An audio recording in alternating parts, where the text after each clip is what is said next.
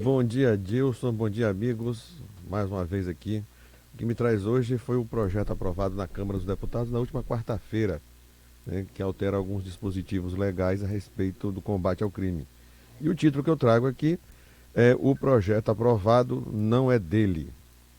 Na última quarta-feira, foi aprovado pela Câmara dos Deputados um conjunto de medidas que se supõe para apertar o cerco contra a criminalidade que se assola e assusta o Brasil.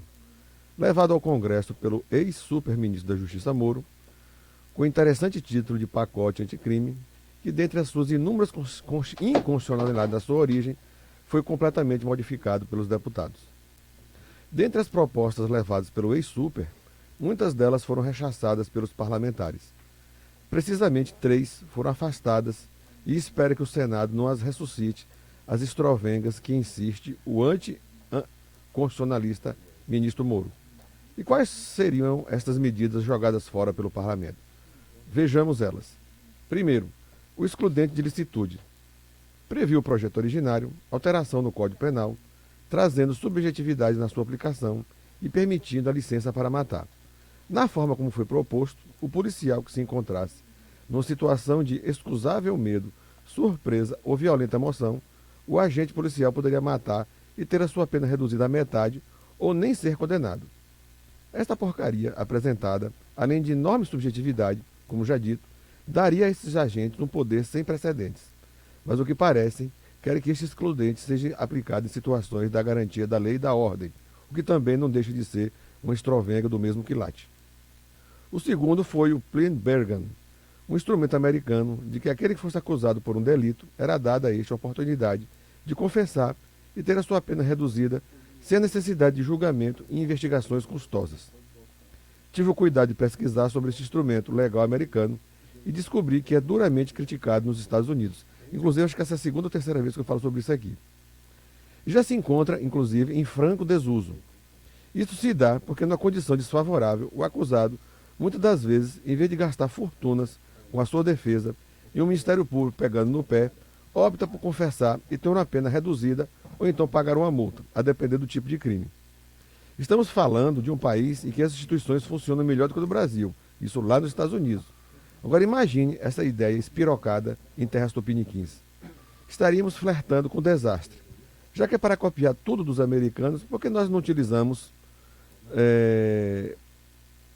da situação na qual cabe ao Ministério Público não só apresentar provas para incriminar alguém, como também buscar e produzir provas para absolver o acusado? Sim, lá nos Estados Unidos é assim. O Ministério Público apresenta provas para acusar e conjuntamente para absolver. Mas acho que isso não passa na cabeça do ex-super. Outra obsessão é a prisão em segunda instância. Foi abortada pelos parlamentares do projeto original a insistente ideia de contrariar o texto constitucional. Foi dito aqui neste espaço que ser contra a prisão em segunda instância não é uma opinião, mas uma determinação constitucional. Os que defendem apenas expressam a sua ignorância aquilo que não pode ser mudado nem por emenda constitucional. Estão buscando de toda forma de trazer para o ordenamento jurídico aquilo que infelizmente não pode prosperar. Tramita no Senado uma lei ordinária que muda o artigo 283 do Código de Processo Penal, que foi considerado constitucional pelo STF. Aquela decisão que ocorreu há mais ou menos 3 semanas, né, que foi 6-5. Agora, caros amigos, veja a maluquice que reina nas cabeças nada pensantes que querem a prisão em segunda instância. Se a mais alta corte considerou este artigo legal, constitucional e se modifica, é óbvio que sua alteração a tornará inconstitucional. A lógica não é uma coisa a ser entendida por esses que defendem o absurdo. Corre pelos corredores do Congresso Nacional também as mais estapafúrdias das propostas que insistem na prisão em segunda instância. Querem alterar os artigos 102 e 103 da Constituição Federal, suprimindo os recursos para o STF e para o STJ, sendo substituídos por ações próprias, que se pode discutir os processos das instâncias inferiores, mas sem permitir a alteração da prisão após julgado em segunda instância. Esquecem os sábios que, se assim for, isso vai causar um desastre sem proporções inimagináveis. Por exemplo, os precatórios dos estados, municípios da União. Precatórios são decisões judiciais que os estados foram condenados e que são obrigados a pagar, né? já deveriam ter sido pagos de imediato, pois todos eles, os tribunais de segunda instância, julgaram pelo seu pagamento. Se a ideia é vingar do Congresso Nacional, as pessoas não se atentam para isso. Se a ideia é vingar de suprimir os artigos, os recursos extraordinário especial para o STJ e o STF, de processos que vêm da segunda instância, passando a ser ações, todas as ações, né, que foram julgadas contra os estados, municípios e União para o pagamento de precatório já deveriam ser pagos imediatamente. Seria um desastre, uma quebradeira sem precedente. Mas o pessoal não pensa nisso, né? Quer prender a qualquer custo. Mas os nobres parlamentares não pensam sobre isso. O que importa é prender Lula e seus asseclas. Teve um ministro aí que falou que foi a CEPIPs, né? Mas deixa isso para lá. Teve um ministro, acho que é da Educação, né, que falou isso, né? Aquele gênio que está ocupando o Ministério da Educação. Um gênio que tem um português peculiar. Temos que acabar com a corrupção, é o que dizem. É a discurseira chata de todos os dias. Mas se o custo for trazer a tragédia institucional, dane-se a Constituição Federal.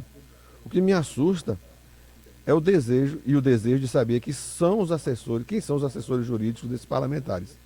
Pois as propostas desses quilates apresentados não devem sair da cabeça de algum jurista que deve ter lido pelo menos 3 livros jurídicos na vida. É inconcebível que não alerte para esses projetos que fatalmente irão esbarrar no STF e serão declarados inconstitucionais. Mas como temos um Supremo que 5 membros foram contra a clareza solar do artigo 5º, inciso 57, pode-se esperar de tudo. Quanto a uma parte da população que opina com os cotovelos, é compreensível. Expressam que são a favor da prisão em segundo grau, mas em razão da sua visão rasteira, acha que se pode ser tratada a matéria como uma simples medida legislativa, não sabendo as consequências que podem advir desta inconstitucionalidade, que são gravíssimos. Voltando ao projeto aprovado na Câmara, né, que felizmente não tem nada do pacote de crime, ainda bem, tem coisas positivas. As negativas, ainda que forem suprimidas do projeto original, podem voltar à baila no Senado Federal. Esperamos que nesta casa as coisas sejam melhor tratadas. Mas os seus representantes lá do Senado, que diga-se de passagem, é o pior de todos os tempos, né, não forcem a barra para alterar com proposta suprimida pelos deputados. Então, amigos, o projeto de lei aprovado na Câmara dos Deputados na quarta-feira, né, suprimiu aquelas ideias malucas, né, do projeto anticrime. Citei 3 aqui, tem outras também, mas vamos ver como é que o Senado se comporta. Então, né, eu aproveito aqui e encerro minha participação e vou utilizar aqui a Voz do Povo também para fazer uma reclamação. Como é ruim o serviço de delivery em Feira de Santana, de entrega, certo? De comidas e pizza. Fiz um pedido sábado de uma lanchonete, de um hambúrguer, e demorou 1h15 para chegar. E a distância da hamburgueria para minha casa era de 800 metros. Então o serviço é muito ruim, certo? Então a reclamação está aqui. Eu aproveito o espaço. Bom dia a todos e até a próxima quarta-feira.